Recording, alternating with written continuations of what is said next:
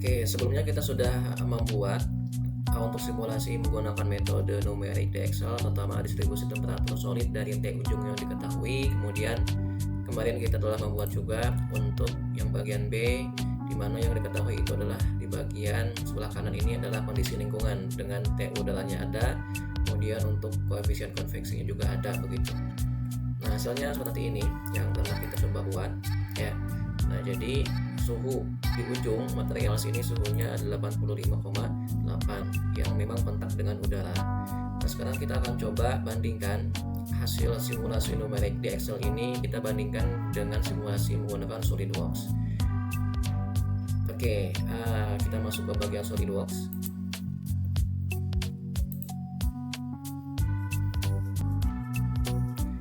Nah, kemudian kita akan buat part baru ya. Kita pilih di sini bagian part karena kita akan membuat solid 3 dimensi begitu.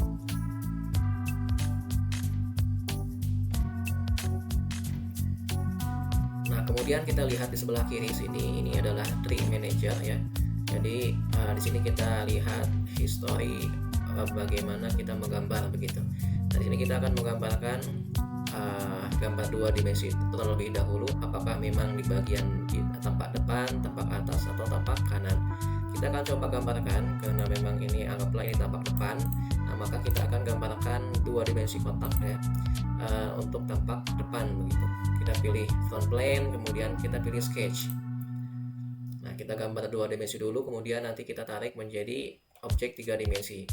Nah, kemudian kita masuk ke bagian sketch. Di sini ada bagian sketch, ada feature. Kalau sketch ini memang untuk gambar 2 dimensi. Kalau untuk feature ini khusus untuk membuat gambar dari 2 dimensi menjadi 3 dimensi. Kita masuk ke bagian tab sketch yang memang sudah aktif. Kemudian kita pilih ini. Ya, di sini ada corner rectangle, artinya dari pojok kotak ke pojok kotak 2 kali klik. Nah, kita pilih yang tengah ya, center rectangle, artinya pertama kita klik di bagian tengah. Nah, ini sebagai titik tengah dari kotak ya, yang memang ini harus kontak dengan titik utama koordinat XY. Di sini ini koordinat utama, titik tengahnya ini koordinat 0,0. Nah, kemudian kita arahkan persegi ini bebas ya, karena kita akan tentukan dimensinya nanti. Jadi kalau di SolidWorks itu kita gambar dulu 2 dimensinya, kemudian kita tentukan ukurannya. Kita pilih di sini, kita klik. Nah, kemudian kita tentukan dimensinya dengan menggunakan fitur ini Smart Dimension. Kemudian untuk bagian panjangnya kita tentukan berapa? 100 ya, 100 mili atau 10 cm. Nah, maka kita masukkan di sini 100. Nah, untuk unitnya memang defaultnya adalah milimeter. Kita klik OK, kemudian lakukan hal yang sama juga untuk bagian bagian pinggir ya. Nah, ini tingginya 1 cm atau 10 mili. Nah, kalau sudah, nah ini semua garisnya menjadi warna hitam, artinya sudah full terdefinisi. Jadi angka-angka dimensi tadi sudah menempel pada masing-masing sisi begitu. Sehingga di sini terlihat ada fully defined, artinya semua garis-garis di sini sudah terdefinisi, sudah dikasih dimensi, sudah ada angkanya, sudah jelas begitu. Nah, kemudian kita masuk ke bagian feature untuk membuat gambar 3 dimensi. Kemudian kita pilih extrude boss. Nah, kemudian kita arahkan saja, ini directionnya itu bisa arah reverse direction atau yang tadi. Nah, kemudian ini juga ada berbagai macam pilihan. Nah, ada mid plane, artinya dari 2 dimensi tadi itu ditarik ke belakang juga ditarik ke depan. Jadi ada 2 sisi yang memang ditariknya.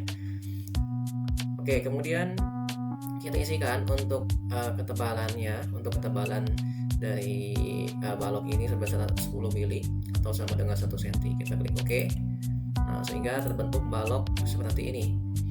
Nah, kemudian langkah selanjutnya, karena kita akan simulasikan menggunakan simulasi thermal yang statis ya, artinya tidak ada fluido yang bergerak, kita masuk ke bagian simulation sini.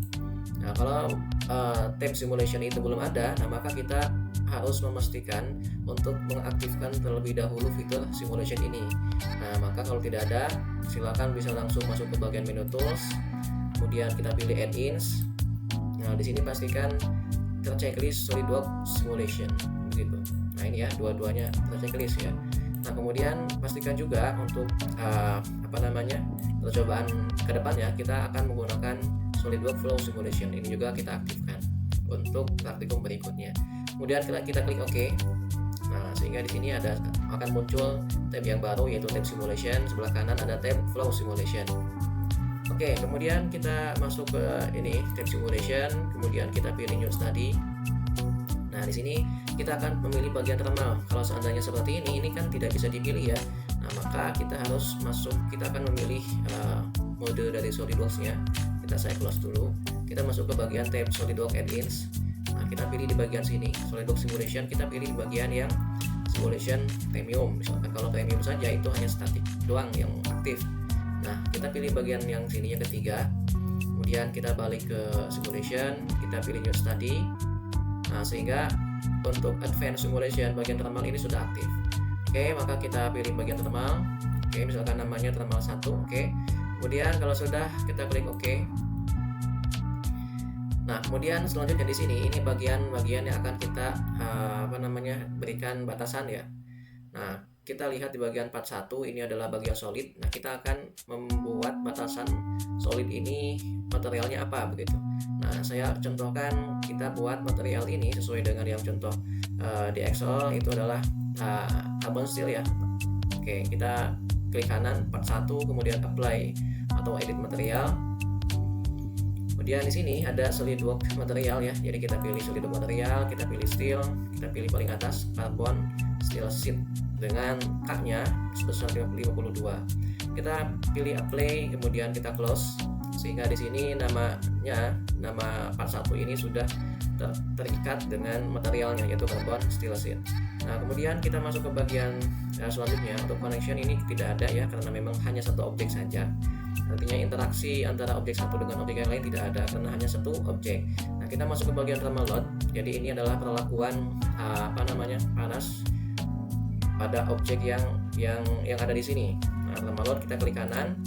Nah, perlakuan panasnya kalau kita lihat di soal di Excel, jadi kita perlakukan sebelah kiri itu kita panaskan suhunya 100 derajat ya di sini. Nah, untuk sebelah kanan itu kita kondisikan ada udara dengan suhu 25 dengan hak konveksi yaitu 100. Nah, maka kita pilih bagian untuk bagian kiri dulu ya. Untuk bagian hotspot ya atau hot source, kita klik kanan thermal load, kemudian di sini kita pilih temperatur. Nah, kemudian kita posisikan, kita akan berikan suhu yaitu suhu 100 di sebelah kiri di sini. Nah, kita pilih scroll mouse, kita tahan scroll mouse, kita arahkan ke sini. Nah, kemudian kita klik bagian permukaan sebelah kiri. Nah, kemudian di sini suhunya kita atur dalam satuan Celcius, kita isikan 100 derajat. Kemudian klik OK. Kemudian kita masuk ke bagian berikutnya di bagian sini. Ini kita perlakukan di sini tuh kondisi lingkungan begitu. Kita klik kanan thermal load, kemudian pilih convection. Nah, kita karena ini kondisi lingkungan, maka ada dua parameter. Yang pertama adalah parameter suhu lingkungan, yang kedua adalah suhu lingkungan dalam artian udara ya. Nah, kemudian yang kedua adalah koefisien konveksi udara saat itu, apakah udaranya memang udara alami dalam artian memang tidak ada paksaan pergerakan udara, tidak ada fan ataupun ada fan. Semakin tinggi kecepatan udara maka hanya semakin tinggi. Pokoknya kita asumsikan bahwa ada udara bergerak dengan total haknya sebesar 100. Nah, kita isikan 100 karena kalau untuk konveksi alami itu dari 0 sampai dengan 30. Nah, kita asumsikan 100, kemudian suhunya kita isikan karena dalam Kelvin ya, kita isikan 25 derajat Celcius. 25 tambah 273 sama dengan 298. Kemudian kita pilih bagian kanan sini sebagai ini ya, yang kontak dengan udara lingkungan. Kita klik OK. Nah, kemudian kalau sudah, nah ini supaya memang simbol panahnya tidak terlihat rapih ya, atau tidak ada, kita hilangkan saja. Kita akan hidden untuk bagian panas ini dengan cara kita klik kanan thermal load, kemudian kita hide all. Nah, sehingga nanti hasilnya pada saat ada hasil simulasi untuk distribusi temperatur itu akan terlihat lebih rapi begitu. Nah, kemudian langkah terakhir adalah kita masuk ke bagian mesh, yaitu kita akan membagi satu balok ini menjadi beberapa elemen kecil gitu. Kita klik kanan, kemudian kita create mesh. Nah, di sini ada mesh density, artinya densitas mesh ya dalam satuan volume yang sama. Nah, ini semakin ke kanan ya meshnya semakin banyak begitu, semakin ke kiri semakin sedikit. Nah, kita anggaplah untuk defaultnya seperti ini untuk tengah-tengah, kemudian kita klik OK. Nah, sehingga akan mengenerate page-nya seperti ini, gitu ya. Nah kemudian kita masuk ke bagian lain, yaitu bagian final ya. Kita akan melihat hasilnya. Kita langsung masuk ke bagian run this study, kita klik. Nah, sehingga solver akan menghitung dengan model perpindahan panas tadi, ada konduksi, ada konveksi. Oke, saya akan coba klik space. Nah, ini kita tentukan arah depan di sini, arah kiri di sini kita tentukan arah depan supaya memang terlihat benar-benar 2 dimensi begitu ya. Nah, kemudian supaya kita bisa geser, kita bisa dengan cara kita tekan CTRL berbarengan dengan menahan scroll mouse. Oke, kemudian langkah selanjutnya, karena di sini kita lihat untuk bagian distribusi temperaturnya dalam satuan Kelvin dan juga format numbernya dalam saintifik, maka kita akan ubah ini. Kita klik 2 kali di bagian termal 1, di bagian nama project tadi, atau bisa dengan cara klik kanan edit definition sehingga akan muncul plot seperti ini. Nah, kemudian kita pada display kita atur auto satuannya tidak Kelvin tapi Celsius. Nah, kemudian di bagian chat option kita akan ubah untuk bagian bawah sini untuk format dari angkanya, kita tidak menggunakan scientific tapi floating supaya memang ada desimalnya kelihatan untuk yang normal seperti ini. Kemudian kita desimalnya misalkan 1 angka di belakang koma. Nah ini, kemudian kita klik OK. Nah, sehingga suhunya di sini sudah dalam unit Celsius. Kemudian ininya format numbernya seperti pada umumnya begitu. Nah kemudian kita ingin melihat bagaimana temperatur di ujung sini. Nah biasanya SolidWorks ini akan otomatis temperatur paling rendah itu adalah 87,9 menyesuaikan dengan yang hasil run study ini, hasil simulasi ini. Yang paling tinggi adalah 100. Tetapi kalau untuk bisa memastikan, kita bisa menggunakan fitur ini, Plot Tools. Kita pilih Plot Tools, kemudian kita pilih Probe. Artinya kita menentukan titik ya. Kita ingin mengetahui titik yang kita klik ini suhunya berapa. Nah, kita bisa klik di mana saja. Nah, karena soalnya kita ingin mengetahui titik di bagian akhir, nah, maka kita pilih saja di bagian akhir sini. Nah, sehingga suhunya itu 87,9 sesuai ya dengan yang ada di sini. Suhu minimumnya adalah 87,9. Nah, seperti itu. Nah, kalau kita bandingkan, kalau secara numerik itu hasilnya 85,8. Nah, ini bisa dibahas kenapa bisa terjadi seperti ini dengan K43 kalau yang di Excel. Kalau yang di sini tadi ya bisa kalian cek bentukannya itu berapa. Nah, kemudian bisa dibahas kenapa bisa terjadi perbedaan temperatur ya untuk di bagian ujung. Begitu. Kalau di SolidWorks itu dia lebih tinggi 87,9, kalau untuk di Excel itu lebih rendah. Nah, kenapa seperti itu? Untuk kondisi yang ini. Oke, kemudian untuk bagian kedua kita akan coba simulasikan secara numerik dengan Excel, kemudian kita simulasikan menggunakan SolidWorks untuk studi kasus yang 2 dimensi seperti ini. Nah, di mana diketahui ada plat baja dengan ukuran seperti ini. Ya, kemudian K-nya sisi kiri, suhunya ini 200, kemudian sisanya 3 sisi yang lain, sisi A, B, U. Di sini suhunya 60 derajat Celcius. Ditanyakan bagaimana distribusi temperatur pada plat, kemudian yang B temperatur titik tengah dari plat. Nah, maka ini persamaannya kalau kita turunkan kurang lebih seperti ini. Nah, ini untuk bagian pojok ya. Kemudian ini untuk bagian ada bagian setelah dari pojok begitu, ada yang horizontal, ada yang vertikal. Kemudian ini untuk bagian yang tengahnya, untuk bagian isinya. Oke, kita masuk ke bagian ke Excel. Nah, kita buat seperti ini ya. Nah, kemudian karena kita bagi satu plat ini menjadi 10 kali 10 elemen, artinya X-nya itu dibagi 10 elemen, Y-nya dibagi dengan 10 elemen, sehingga totalnya ada 100 elemen begitu. Oke, kita akan coba kita kasih angka dulu di sini ya. Di 1 2 3 4 ada 10. Kemudian oke, coba saya angkat. Kemudian di sini sama juga ada 10 kolom. 10 baris ya, 10 baris. Nah, kemudian kita coba ketengahkan dulu menggunakan center ini.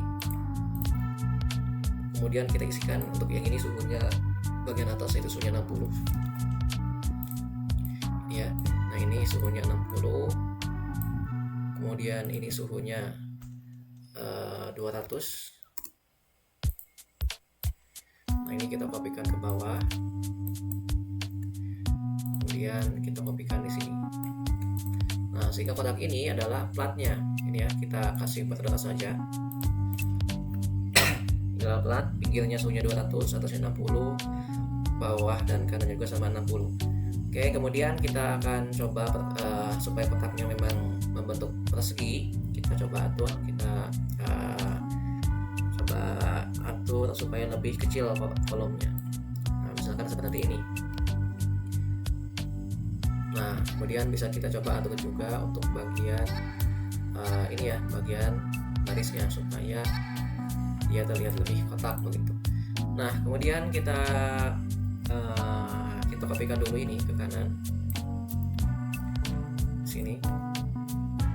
Nah, kemudian kita atur lagi untuk pembuatan kolomnya. Oke, kemudian ini kita kasih nama, ini node untuk temperatur.